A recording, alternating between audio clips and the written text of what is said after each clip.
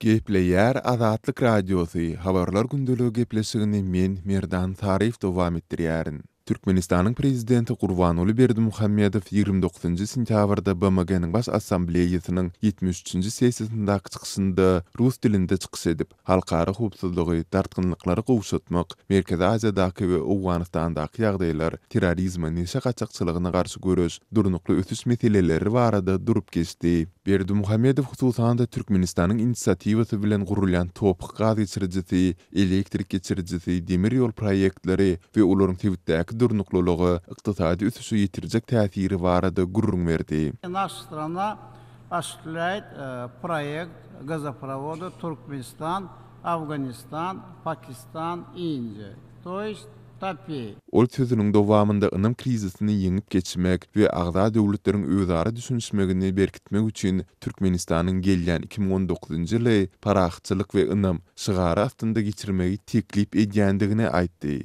И в этой связи Туркменистан выступает с инициативой проведения 2019 года под знаком мира и доверия. Türkmen lideri Aşgabatyň durnukly ötüş programmasy boýunça alyp barýan işleri ýurtda azyk bolçulugyny üpçün etmek, ýylatyň naharlanmagy, tagdyn durmuş ýörelgilerine uýgunlaşmagy, dogly gender deňligi, gyzlaryň dogly we döwrewap bilim almagy ugrunda edilýän tagalalar barada gurrun berdi. Обеспечение продовольственной безопасности и улучшение питания населения. Seýledi Berdimuhammedow BMG-niň agza döwletlerini Aral deňizini gorap saklamak boýunça ýürüýti BMG programmasyny döretmek baradaky başlangyçlary goldamaga çağırdy. В ряду важнейших тем сотрудничества стран региона с международным сообществом стоит и проблема спасения Аральского моря. Berdimuhammedowyň azyk bolçulugy arasy agy suwunyň hemmeleri elleterli bolmagy, gender deňligi we beýleki adam hukuklary hakynda BMG-niň münwerinden aýdan sözlerinden tapawutlykda. Azatlyň ýerli çeşmeleri ýurtda ýiti azyk ýetmezçiliginiň dowam edýändigini, gowwaça hemde galla meýdanlarynda mejburi zähmetiň saklanyp galýandygyny, agy suwunyň bolsa köp ýerlerde problemadygyny habar berýärler. Mundan başga halkara ekspertleri topuk proýektiniň durmuşa geçmegine, Awganystandaky hukukçylyk ýagdaýlarynyň päsgelçilik döredýändigini aýdýarlar. Galy bertede ditlapky gün tertibine göre Türkmen prezidenti BMG-niň baş assambleýasynda 29-njy sentýabrda däldi, 1-nji oktýabrda çykyş etmelidi. Azatlyk radiosynyň azathabar.com seýledi Türkmenistanda pitikli beýlik saýtlary hiç gil bökdünsiz girip bilmek üçin Sayfon 3 proxy ulgamyndan peýdalanyp bilersiňiz. Proxy ulgamyny psipxon3.com web saytyndan indirip onu kompýuteriňize ýa-da smartfonuňyza gurnap bilersiňiz. Sayfon 3 proxy ulgamy dowamly täzelenýär. Şol sebäpli onu psipxon3.com web saytyndan täzelep durmagy unutmaň.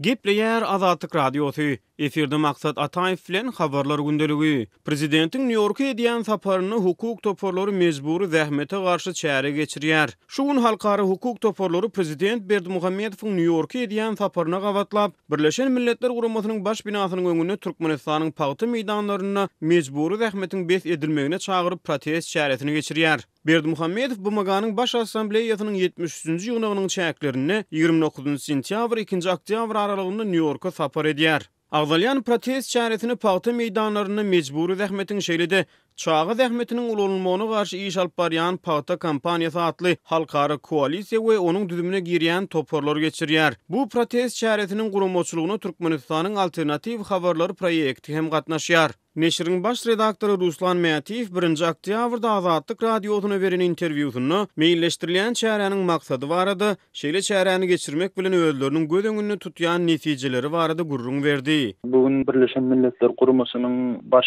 binasynyň öňünden, ýani New York şäherinde Cotton Campaign ýani paxta kampaniýasy we şoňa girýän birnäçe halkara guramalar protest geçirýär. Protestiň esasy maksady bilşimiz ýaly Türkmenistanda häzir paxta ýygym mövsümi başlady. başlady. Paxta meydanlarında hökümet tarafından ulanýan mecburi zähmeti besetmek, hem mecburi zähmet barada maglumat taýýarlayan, ýygnayan, hem ýaýradýan aktivistleri izarlamak, şolary dürli repressiýalary çekmek, besetmekden ibaratdyr. Diýip Mätif belledi. Onun sözlerine göre Türkmenistanyň paxta meydanlaryna mecburi zähmet barada maglumat taýýarlayan Türkmenistanly aktivist Gaspar Matalayev 2016-njy ýylda suud edilip oňa 3 ýyl iş kesildi. Bizim pikirimçe şol suud, şol iş nähak boldy, beýguna adam türmäge gitdi. Şol protestiň maksady Birleşen Milletler Guramasynyň baş sekretary hem de prezident Berdimuhammedowyň şol mecburi zähmet meselesini ünsüni çekmek, hem şol mecburi zähmeti besetmek.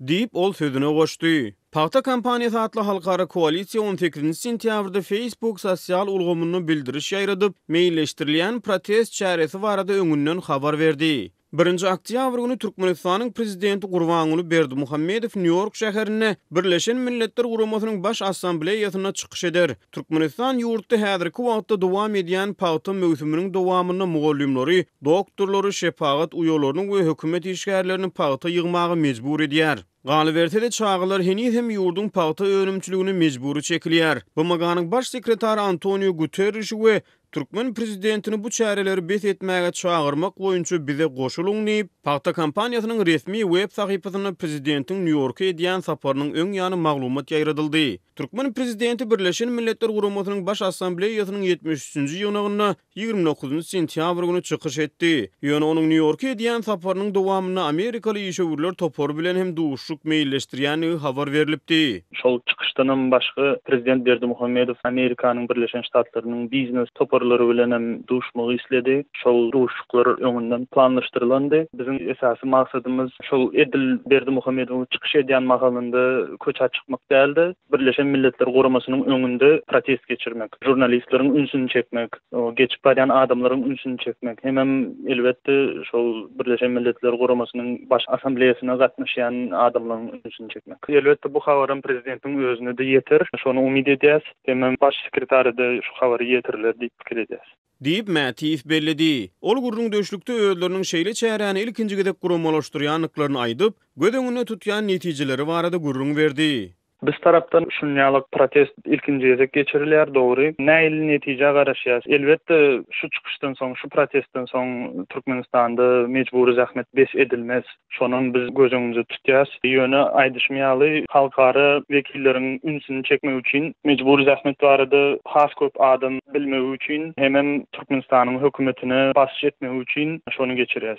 Diýip Mätif sözüni jemledi. Hukuk toporlarynyň ýaýradan bildirişine görä agwalýan protest çäresi New York wagty bilen 1 oktýabrda günortan saat 12-de, Aşgabat wagty bilen akşam saat 9-da başlaýar. Gepleýär Azatlyk Radiosi.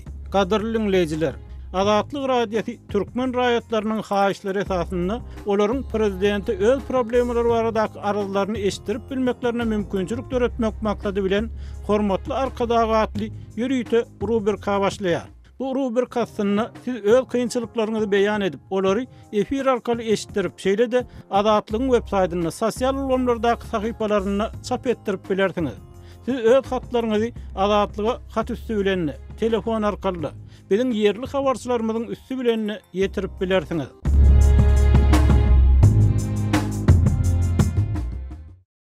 Gepleýär Azatlyk Radiosi. Mikrofon öňünde Merdan Sariýew. Türkmenistanyň Demirazyk tewitinde mejburi paxta ýygmak kampaniýasyna çekilen büdjet işgärleri we kärendeçiler indi ençe mügün bäri ýygan we harmana tawsaran paxtalarynyň haklaryny alyp bilmeýärler. Azatlygyň da sowuzdaky habarçysy bilen söhbetde bolan paxtaçylaryň aýtmaklaryna görä, olary ýygan paxtalarynyň töleginiň her 10 günden plastik kartlaryna geçirilmegi wada berilipdir. Emma bankomatlaryň käbiri döwük, beýlik ýerlerinde bolsa pul ýok. Sebäbi banklardaky nagd pul ýetmezçiligi derarly bankomatlarda wagtly-wagtynda pul goýulmaýar, diýip pulsuzlukdan kösenýän raýatlaryň bir näçesi Azatlygyň habarçysyna aýtdy. Pul kösençligini çekýän paxtaçylaryň käbiri nagd pul ýetmezçiliginiň sebäbini bankomatlardan görýär. Olaryň pikirçe plastik kartlary geçirilen aýlyklardan döwlete de raýatlary da ziýandan başga peýda ýok. Azatyň ikinji bir töhbetdeşiniň pikirine görä, Türkmenistanda aýlykly plastik kartlar, bankomatlar arkaly tölemäge gyslanmaç zerur taýýarlyklary görmezden geçdiler we bu ýagdaý adamlaryň haýsy bankomatda pul barka diýip ondan oňa intap ýörmegine kän wagt ýitirmegine de alyp geldi. Gowty döwlet bankomat hyzmatlary üçin tutýan pulyny özüne alsyn. Bankomat satyn alyp olary bejerip artykma çarajada galyp ýörmesin, bizi hem kösemesin diýip atandyrylmasyzlygyny soran kärindeçe azatlyga aýtdy.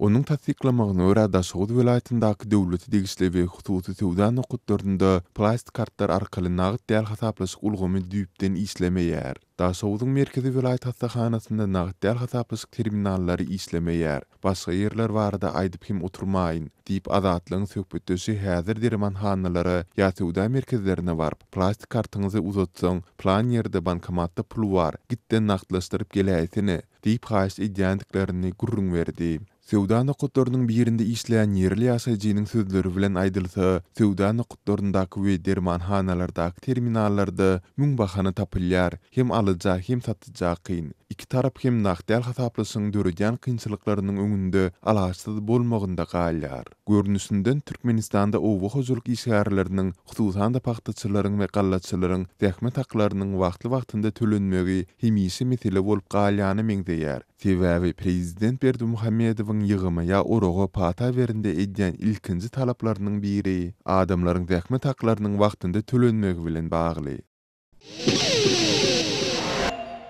Gepleýär Azatlyk radiosy habarlar gündeligimizi dowam etdirýäris. Türkmenistanda bilim we owagyjylyk pudoklarynyň işärleri döwlete köne demir ýygnap tapşyrmaga mejbur edilýärler. Azatlyk radiosynyň Türkmenistandaky habarçylary bu ýagdaýyň şunlar Daşowut welaýatynda köp duş gelýänligini gurrun berdiler.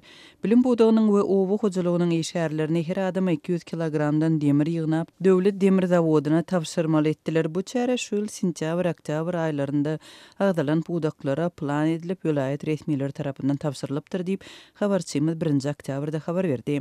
Azatlyk radiosu bilen söhbetdeş bolan Daşowutly mugallim öz kärdeşleri bilen şunlar köne demir tapmak meselesi bilen başagy bolýanlygyny we demir ýygnamak işine hatda mektep okuwçylaryny çekmäge mejbur bolýanlygyny gurrun berdi. Häzir işten soň zir ziwilleriň arasyndan nerede taşlanan demir bar bolsa ýygnap ýörüt. Öýümizde demir galmady. Käbir mugallimler öz okuwçylaryndan hiç bolmanda 3 kilogram demir tapyp bermegi talap edýärler diýip Daşowut welaýatynyň Ýylanly etrawyndaky orta mektepleriniň birinde işleýän mugallim gurrun berdi.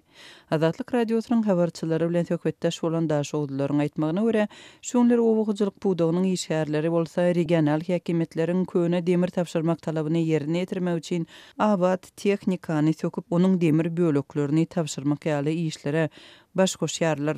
Owagyjylyk işgärleri owa hyzmat edarlarynda tehel könelşen ema ýörep duran tehnikany metallaloma tapşyryp planyny dolmaga mejbur bolýarlar. Onsuzam ekin meýdanlarynda tehnika ýetmezçilik edýär diýip habarçymyz aýdýar.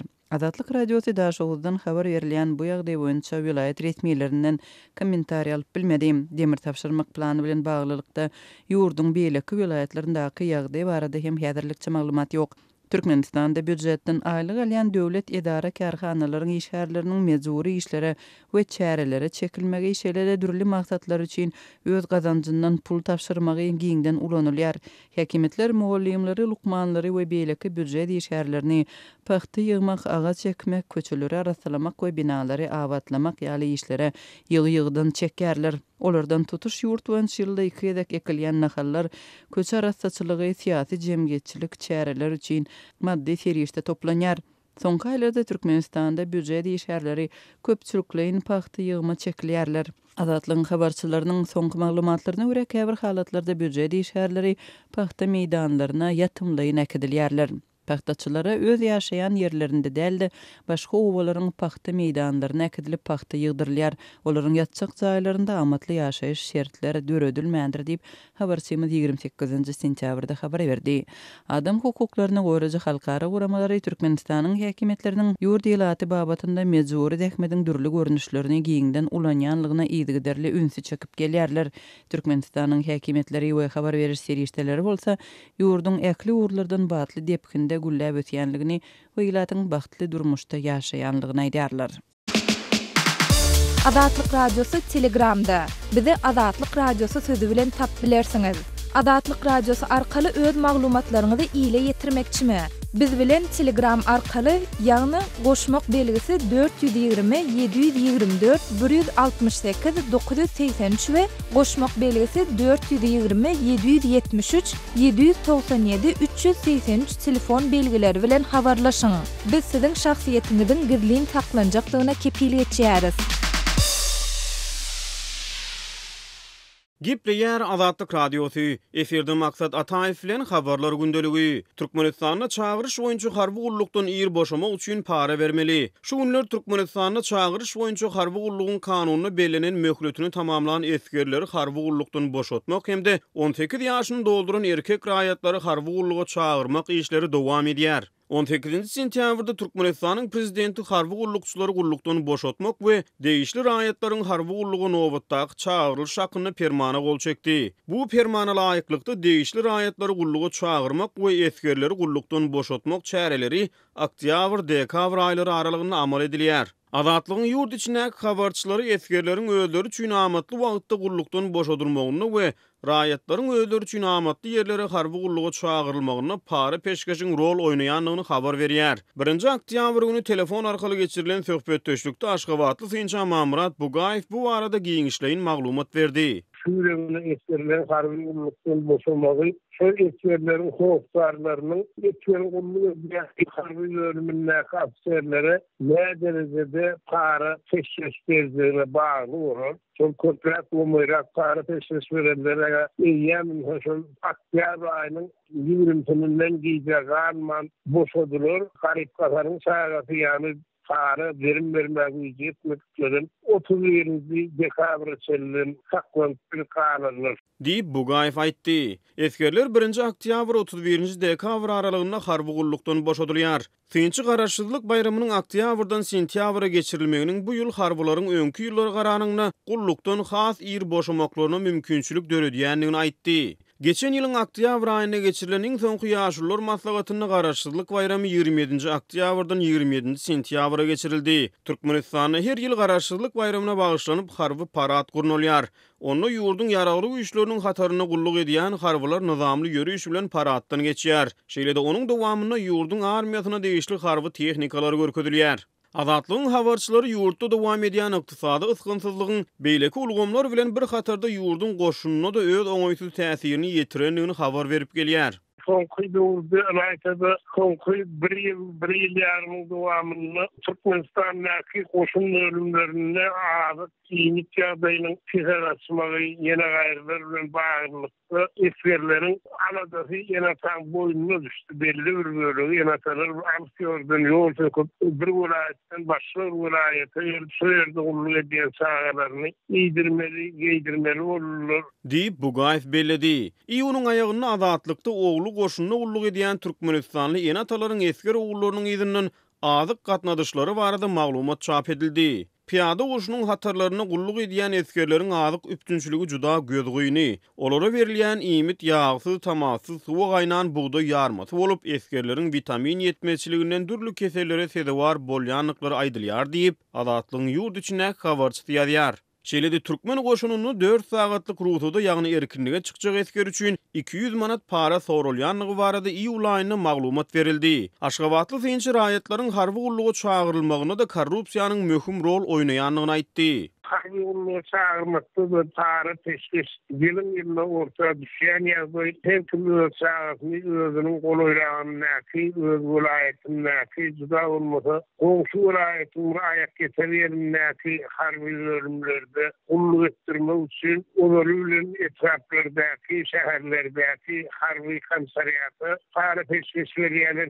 Diýip Bugaýew belledi. Bitarap Türkmenistanyň döwlet resmiýetleri ýurdun gorunuş şäsiýetli goşunynyň güýçlendirilýändigini, şeýle-de ýurdun ähli pudoklaryna korrupsiýaga garşy barlyşyksyz görüş alınıp barylýanlygyny öňe sürýär. Hormatly radio dinleyijiler, Azatlyk radiosynyň gepleşikleri Aşgabat wagty bilen saat 7 bilen 9 aralygynda gysga tolkunlaryň 11850 we 15255 ýyglyklarynda efire çykarar. Satelit arkaly efire berilýän gepleşiklerimiz bolsa, öňkü tertibinde dinläp bolar. Gepleýär Azatlyk Radiosu. Habarlar gündeligini halkara temasyndan dowam etdirýär. Efirde siz bilen men Araz Perwiz.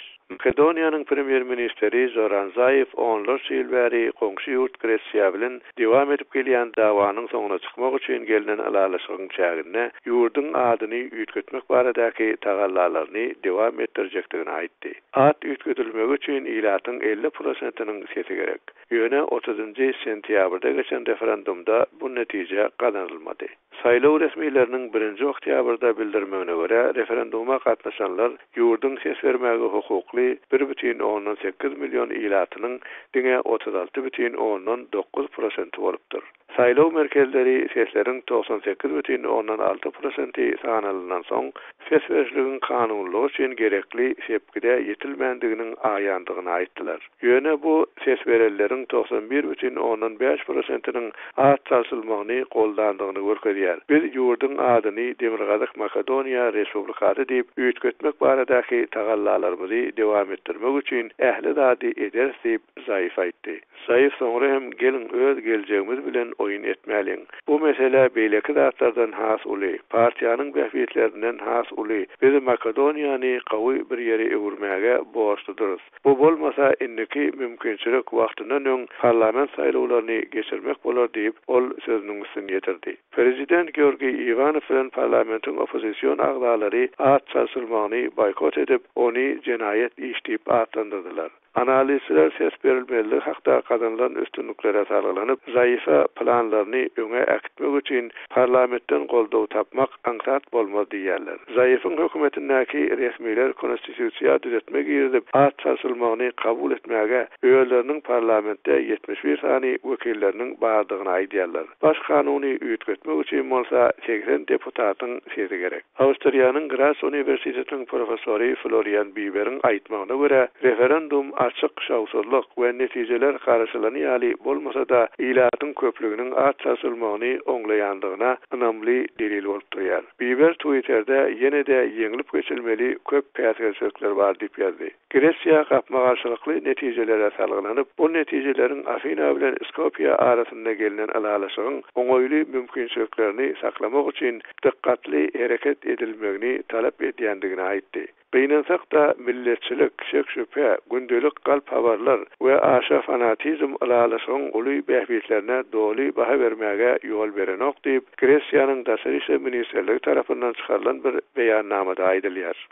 Gaderli dinleyijiler, sunuň bilen habarlar gündeligi gepleşigimizi geçirip guturýarys. Azatlyk radiosynyň tolkunlarynda galyň.